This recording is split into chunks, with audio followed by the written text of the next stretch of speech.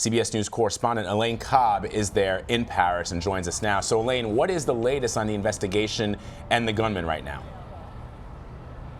Good morning, Vlad and Marie. The Belgian authorities have confirmed that the man being named in the media as the attacker was well known to French police as someone who regularly targeted police officers. He was jailed in 2001 for the attempted murder of 2 police officers in a particularly brutal attack.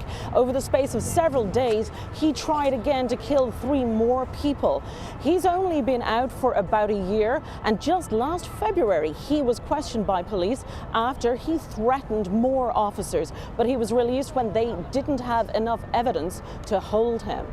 So ISIS quickly claimed responsibility for this shooting, and this comes as the group loses some ground in Syria and Iraq. So what is the connection between the terror group and the shooter?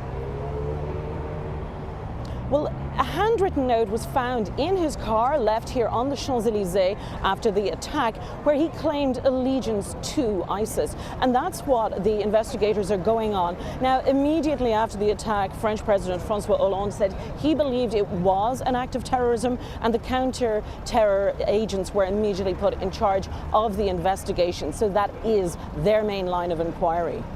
Elaine, we can see behind you the Arc de Triomphe. We know that clearly you're on the Champs-Elysees. On a good day, there are generally a lot of police officers on the Champs-Elysees. What is security there like today? Security is still high. It's a little more beefed up than before, partly because around the area they were clearing forensics last night. But it's quite business as usual here. This is a very, very busy avenue with businesses, restaurants, cafes, cinemas. There are lots of tourists around here as well who haven't been put off by what happened. But by striking at the heart of Paris, at the Champs-Elysees, that gunman was also sending a message, not just that he wanted to hit police officers, but that he wanted to frighten people. Indeed, and Vlad just mentioned the tweet by the president talking about the upcoming election. So I'm wondering what sort of effect is this having on Sunday's vote? Well, it has put security right back on the top of the agenda. Up to now, it's been there, but really the economy was the main issue.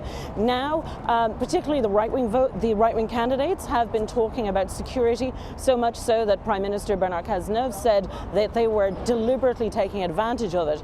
Extreme right candidate Marine Le Pen saying she wants to reinforce the borders immediately and calling on the government to be tougher on foreign nationals involved in fundamentalist networks and throw them out. Conservative François Fillon has also said he wants to get tough on any foreigners or dual national citizens who are linked to radical Islam. François Fillon said France is at war and the enemy is radical Islam. Elaine, before we let you go, let me just ask you to weigh in a little bit more on the election. Could something like this push the election in favor of Marine Le Pen, the far-right nationalist leader of the National Front?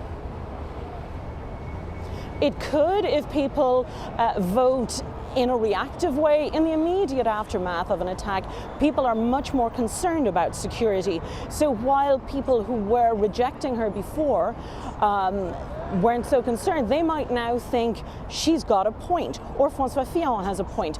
Both of those candidates stand to make the most gains. It's harder for Jean-Luc Mélenchon, who has been much more anti-Europe, but not so tough on security to get any advantage out of this. Emmanuel Macron might still get through better because of the moderate stance and people who are saying, actually, we don't want to go this far. But it's really too close to call at this stage. All right, Elaine Cobbe for us in Paris. Thank you, Elaine.